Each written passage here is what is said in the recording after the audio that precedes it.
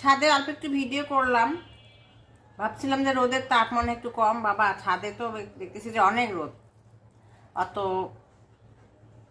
রোদে ভিডিও বেশিক্ষণ করা যায় না। ইয়ে রিলসের জন্য করা যায়, কিন্তু লং ভিডিওর জন্য ওটা দুঃসাধ্য ব্যাপার। আমার তো ভালোই লাগতেছিল না গরমে, তাড়াতাড়ি করে চলে আসলাম।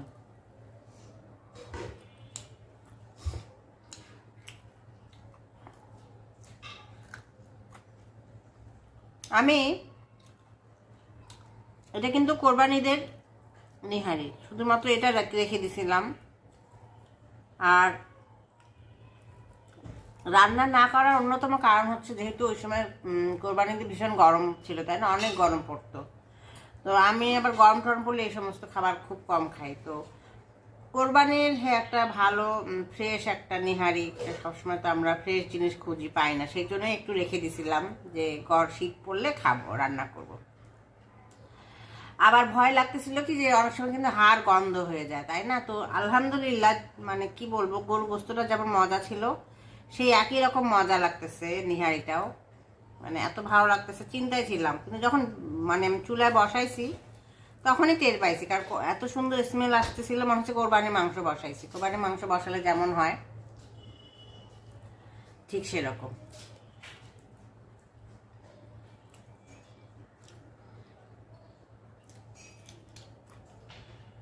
আমার একটু বাইরে ইয়ে করার কথা ছিল, যে ভাবছিলাম যে একটু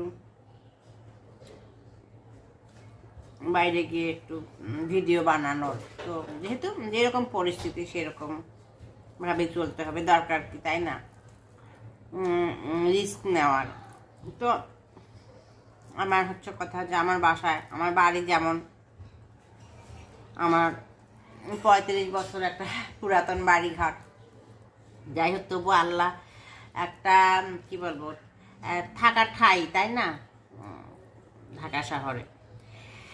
তো সেটার মধ্যেই ছাদেই করি, ভিডিও করি, তারপরে ঘরে করি, ড্রয়িংয়ে করি, রান্নাঘরে করি, বেডরুমে করি, যেভাবে হোক ভিডিও করে জমা দিই। যে যার পরিস্থিতিতে যেমন, তাকে সেই পরিস্থিতিতেই কিন্তু ভিডিও বানায়। যদি এখানে প্রফেশনালি কাজ করতে হয় সেভাবে দিতে হবে, তাই না।